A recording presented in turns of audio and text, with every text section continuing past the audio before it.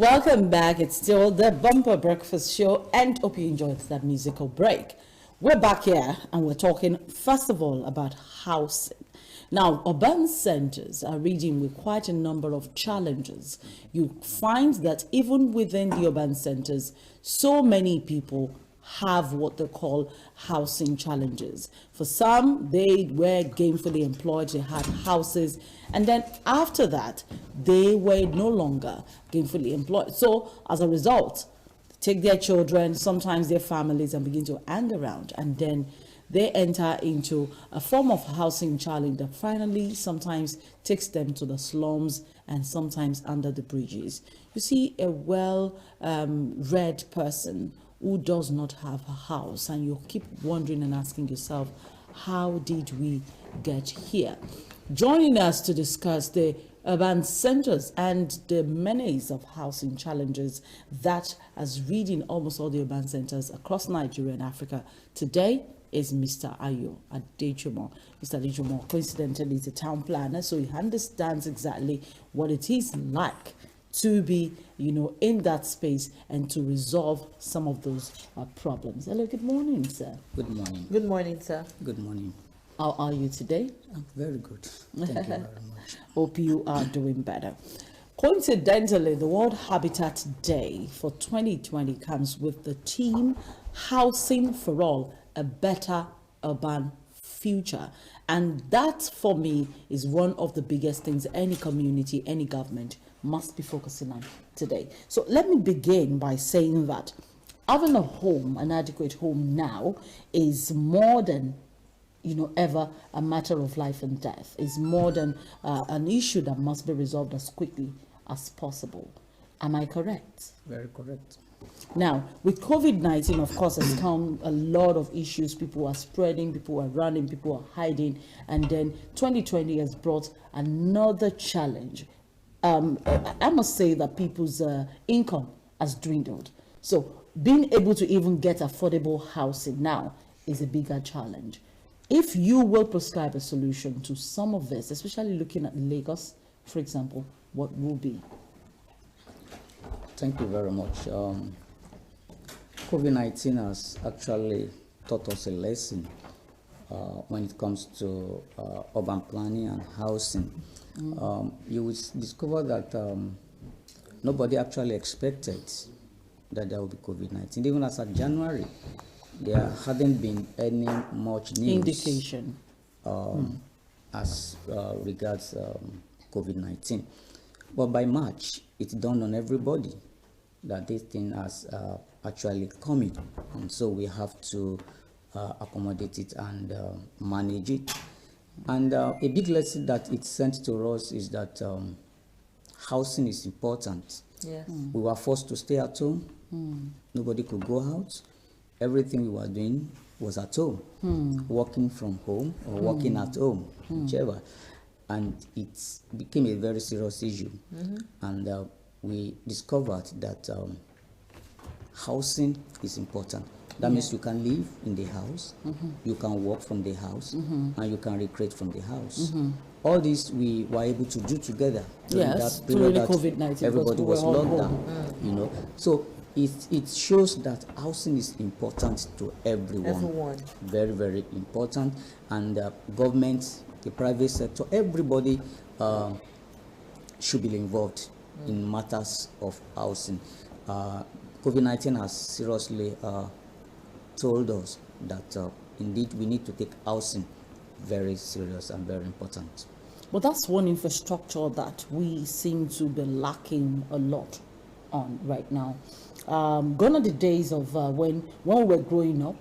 Okay, we didn't grow up in Indonesia, but I'm sure that you're familiar with all those housing estates that are around Lagos right now, owned by government. Some Enang or Etan is one, a very good one example. Just in Ogba here, you have one on the way to Igodo, somewhere around Igodo. Yes. If you're living in Sherry, going towards Igodo, and that exists. There's another one. So there were housing estates. What I'm saying is, even in the interior parts of town and the country, there were houses that were owned, housing estates. People who say they grew up in a housing estate, you know. But today is a totally different thing.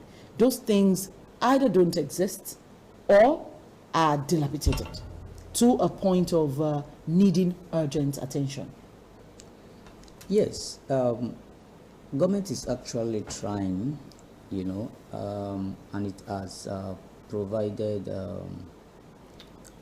friendly environment for the private sector to come in and support its efforts in housing provision. It's a known fact that government alone cannot provide all the housing needs of its citizens, and so private sector has come in. It's an thing all over the world for private sector to come in and complement Government efforts of the government. Yes, and that's why you see private estates even all over the place. Yes, and is that normal or is that a Nigerian thing? no, it's normal. That's why I say it's an thing all over the world. Oh, okay. The private sector has come in Okay. to support and complement government's Government efforts. effort, okay. Because, like I said, government alone cannot provide all the housing needs for its citizens, and it's a thing all over the world that you know, government has appreciated. And so government is trying to create conducive business environment, because the developers are putting in their money for the development of these houses, and they are doing business. So for their business to thrive, and as a complement to the efforts of the government has a duty to provide good environment for the developers to come in and provide housing. And so that's why you can see government housing estates and private housing estates all over. So, but it's another thing for the members of the public that are interested in them to be able to afford the housing. Yes. Okay. So that's another thing entirely. So you can see that government in its own part is making efforts to provide a level playing field for the developers to come in. Okay. And many developers have actually tapped into that. And that's why we see a lot of housing estates all over the place. Yes. So the issue that I just raised now is another thing. It's the money. The money yes. issue.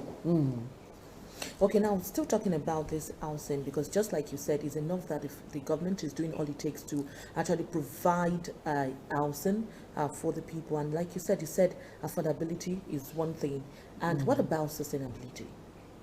Sustainability? Yes. Yeah, that's another challenge that we have in the housing sector, and it is actually peculiar to this part of the world. In the other climes, governments and the private sector and all stakeholders in the housing sector have been able to manage and sustain the housing sector to a very reasonable extent. But you know, as Africans, we have the challenge, and that's why we always say that we have a what do you call it, maintenance culture.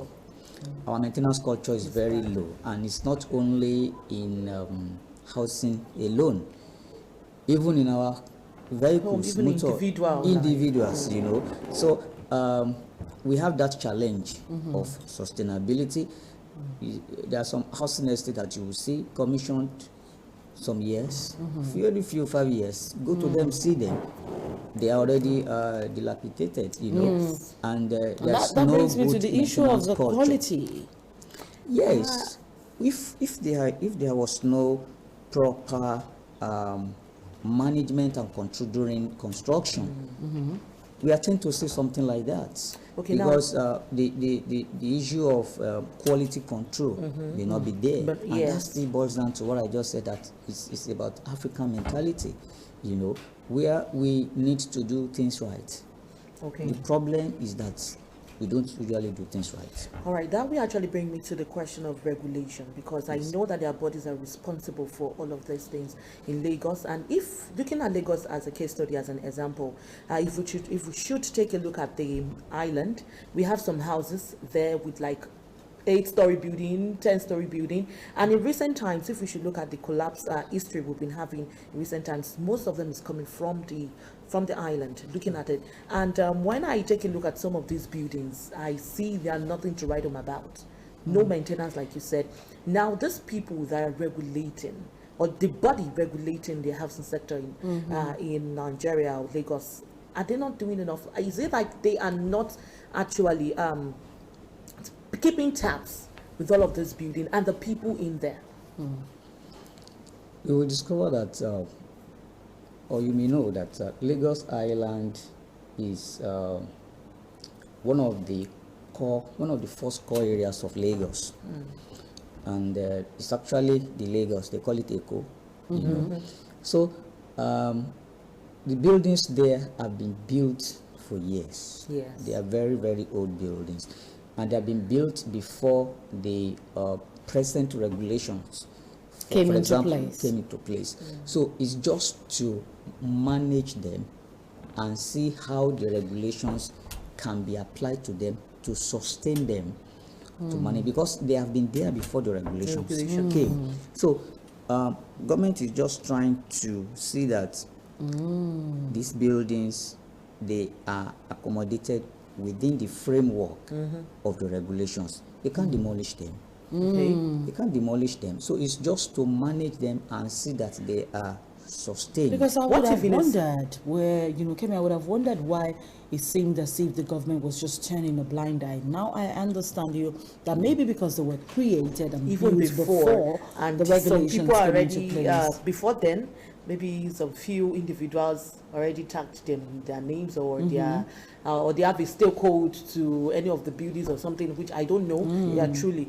But then I still would ask that, despite the fact that, okay, let's assume that these buildings are already there before the regulation and everything, and you said that they can they can't just Demolished. demolish them. But Demolished. what if they need demolition? Yes, and that's why you see these days that some buildings are marked for demolition. Demolition Marked and never demolished. and never demolished. No, you can't say Most. that. You can't say that. You can't say that they are not demolished.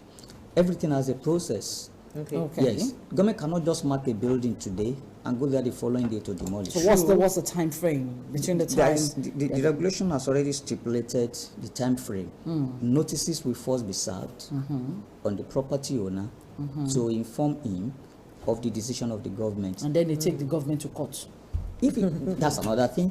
And our court process, the judiciary process, it can delay the government intention. And then when it now falls down, go.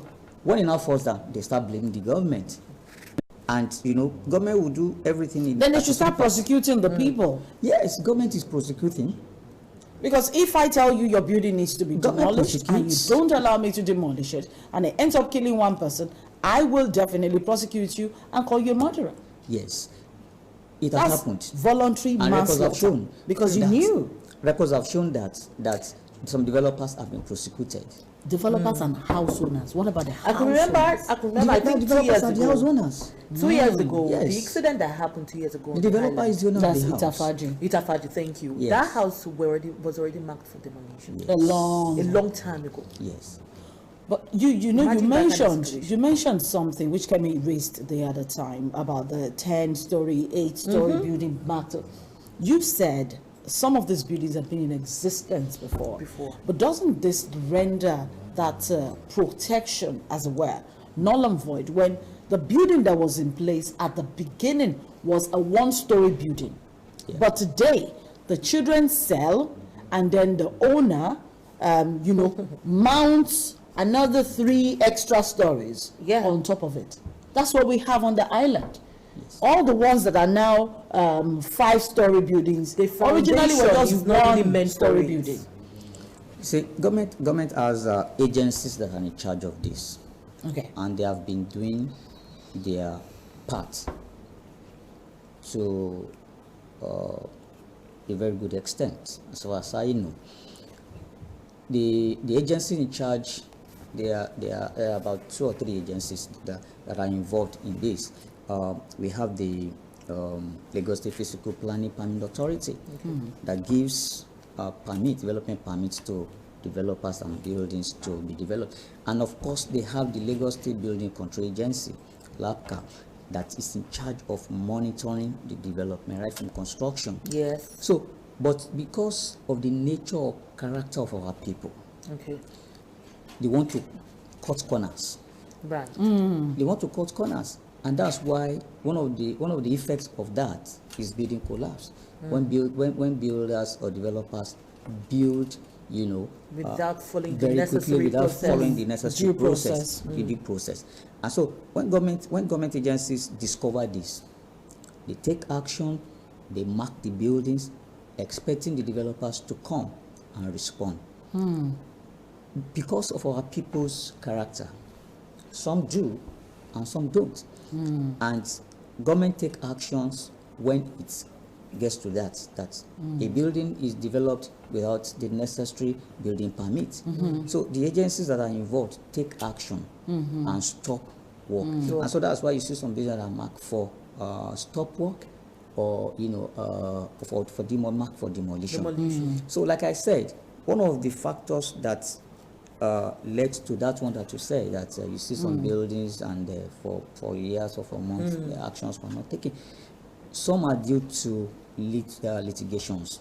Yeah. That the developer will just go to court, and there's nothing, as a government agency, they can't violate The court order. a court order, and they can't take laws into their hand and say, Okay. because we are government agencies, so We need to just we obey need the to rules. just demolish. They cannot just do that. And so as regards that one, the agencies are monitoring them, and records are there Okay. to catch these people that are, they may have approval development permits for a bungalow. Maybe their father or their parents have built the house 20, 30 years ago, and they now want to increase it. There is a process. Government does not say you cannot change the height or density of your building, provided it meets the government regulations. Yes. And they will expect you, if you have a bungalow, maybe you are your economic level at that time was low, but by the grace of God, God has blessed you, or your children are okay.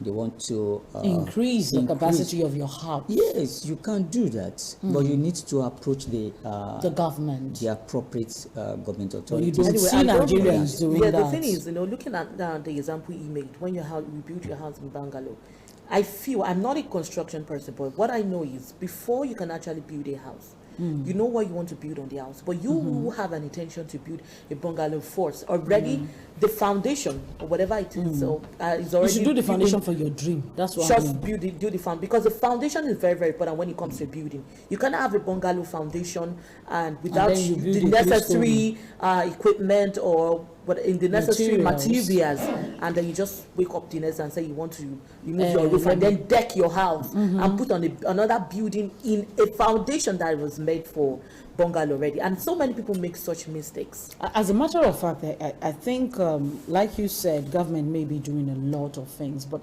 I think that Nigerians need to, we need to see punishment thrive. We need to have an environment that encourages punishment. For example, I'm a house owner. I told a developer, can you build another, I want to add 2 more stories to my house. It is the place of the developer to tell me, the company developing for me, now maybe it's a company, an establishment, to tell me, sorry, your house cannot do it. And if I insist, if I insist and I end up doing it with another person, that developer should be able to go to the government and report. But we have not been having that here. That's it. We failed to do the right thing and make report. Yes, that's why I said that we have not been doing it right. The public, the professionals, and the government. We've not been doing it right. If we have been doing it right, there may not be a total stop to this. Okay. But at least it can be controlled. Okay. Yes. It can be controlled to a reasonable A very extent. large extent. As you have said, if somebody wants to increase the number of floors of his building, it's just a matter of inviting the the professionals that are supposed to be involved, particularly the engineers and they will give you necessary professional briefing and orientation and education as how to go about it. We have seen buildings, bungalow, that have turned to four floors, 5 floors. Yes. And they have been standing till today, over 10, 15, 20 years. Yeah, you're What's right. the standard lifespan of a building? It depends on Maybe like a 5-story building, or even if it's a 1-story building. It depends on the quality. You can see some buildings over 40, 50 years. Yeah, they still stand. They are still standing. I know some. And you see a building, over even 200 at under years. construction, Possible. even at under construction, it may collapse. Just 4 months, 3 months old building, and it will collapse. And you see building 30, 40, 50 years, still standing. Okay, now let me ask about we actually spoke about affordability, but I'm bringing it back again because one of the issue people talk about is the fact that most of the houses being built by the government. Because recently, I actually heard of a building that is under construction here in Lagos, for the people and for the citizens. And people will say that this building, Mountain, is mostly for the people that are influential, rich, but not for the poor. What can you say as regards that? Really? The affordability. Is that true? Is it that's very high? Yeah, you see, the issue of affordability is objective. Okay. Even if government says an apartment in one of its blocks of flats is 1 million, of course you and I know that 1 million naira cannot build A house. an apartment. It doesn't even call it an apartment. Okay. You know, still we have people that will not be able to afford it. Very true. Understand? So the government gives out or builds this housing estate for rich. The definition of rich and poor, I think, is individual. I may say I have 10 million and I will say I'm poor. Okay. Somebody may have 5 million and say it's rich. Our needs, A very our different. priority, Our different. dreams and even our expenses. So that's why the issue of affordability, no matter how much government puts in effort into housing, some people will still not be able to afford it. So government will also have to sell to those that can afford it. And government has made it even possible for interested members of the public to pay by installment. Okay. And so you can spread it. Government can spread it for you, and you pay over time for it. It is just about your desire. A lot of people still say that they prefer to build their own house than to buy to buy a house. than to buy a house. Or buy an apartment. Yes, and so government is trying to, because it is the in thing all over the world, for people to buy apartments. You can see a building that will have 20 flats. Owned by different people. Owned by different Every people. apartment One is building owned. by different people. But traditionally, everybody wants to have Land. yes. They want to own land. They Yes. want their house to touch the And ground. cage ourselves. And cage ourselves. Yes, and you don't know what is happening in the next building. So, But that's is that really a good culture? well, it depends on how you say it. What is good to you may not be good to somebody else. But Yeah. for the And some urban people- centers, and that's what I some mean. people, no, I mean, it's good. It's a very good thing. But people always want to say, it's my own, it's my own. You know, we have this idea of it's my personal thing. And so want to live maybe like a secret life. You don't want people to see what you are bringing in. Because by the time you drive into your compound that is fenced, totally fenced, and people may not see what is happening in your compound. When you buy something and you take it in, nobody will see when you are offloading to your house. But if it's an housing estate where there are blocks of flats and you're packed in one central area, everybody sees what you are taking in, everybody sees what you are taking out. So because of the character of our people, we want to hide, we don't want people to see what we are doing. People also tend to prefer to have an apartment or a house to themselves. But Okay. housing is not just a roof over your body, over your house, over your head. So when we are talking of the issue of housing, as I've said, in apartment, now people see that housing is a personal thing, and so we want to personalize it. Everything, water, personalize it. Power, personalize it. All of that infrastructure, personalize. They don't want to share.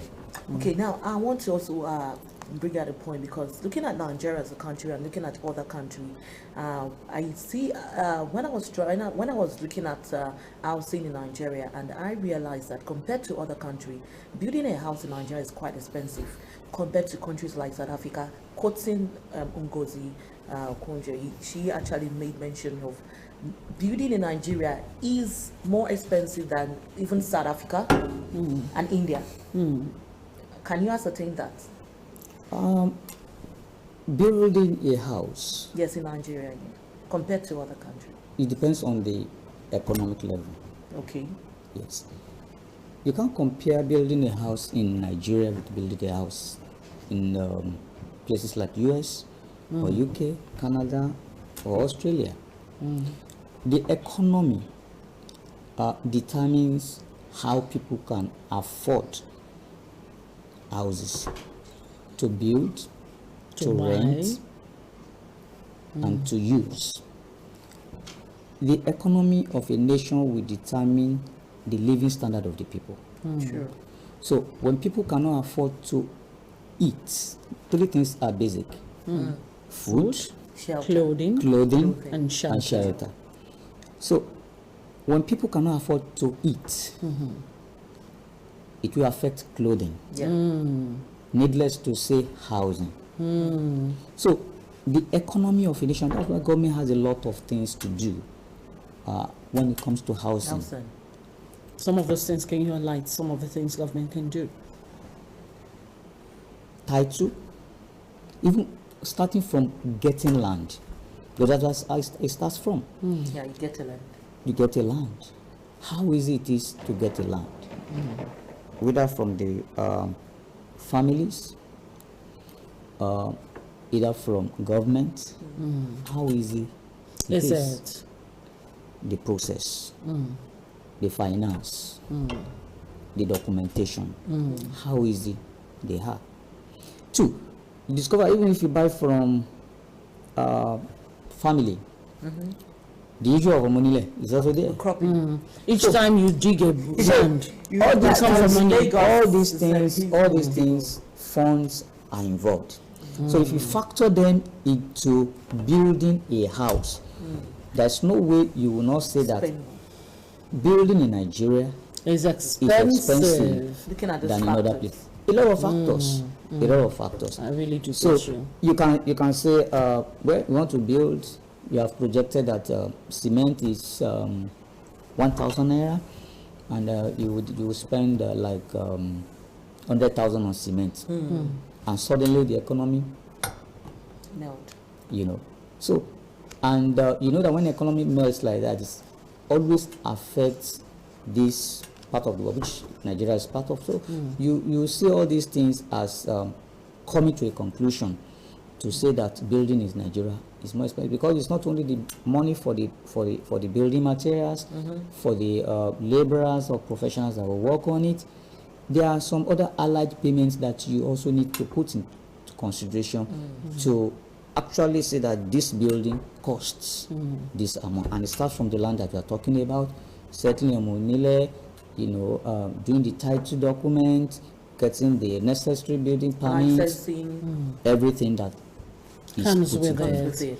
Just before we let you go on this issue of housing, I would like to talk about the shanties that are built. I know that is not a strange issue to have those cabins, those wooden cabins all over the world, especially in coastal areas. People usually have houses like that, built with wood and the rest of it. Are there regulations binding such things to, or do you think there's anything government can do to make sure that this houses meets at least some minimum standard, where basic amenities can be made available? Yes, that's why there are regulations. Yeah. Government does not say you cannot build your house with any material that you can afford. You choose or you desire. Yes, if you want to build, if you are a millionaire, you want to build your house with mud blocks. There are mud blocks. Yes. If you decide to use, fine.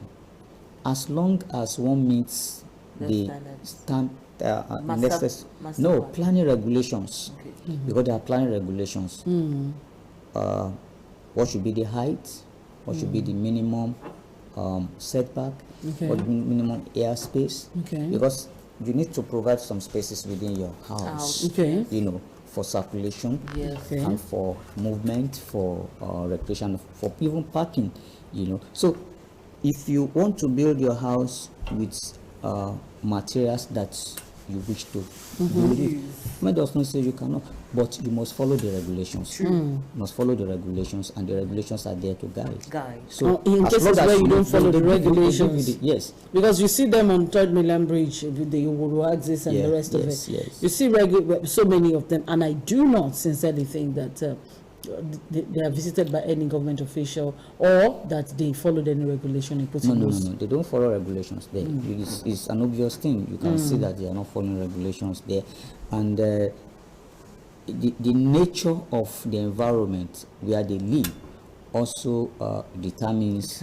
Yes, you can see that it's a riverine area, waterside. So the kind of building that they will build there, they are temporary structures, and that's why they are living there. And that's why I said that the issue of affordability, those people, that is the only area where they can afford to live and have something or somewhere to put their heads at night.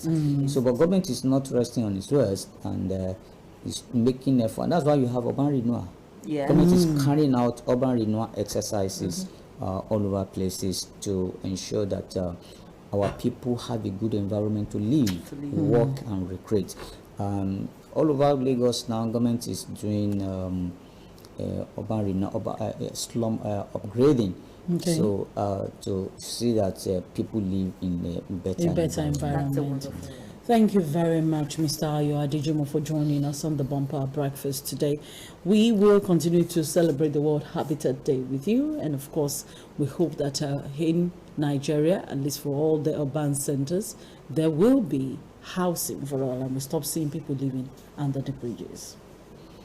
Thank you very much. You're welcome. You're welcome. Yes, we'll take another break now. When we return, we're talking about the instruction or the dissolution of SARS by the IGP, and it's EndSARS, hashtag EndSARS. I was on the street, so I can tell you exactly what happened on the streets of Lagos a couple of days ago, at least while the protests lasted.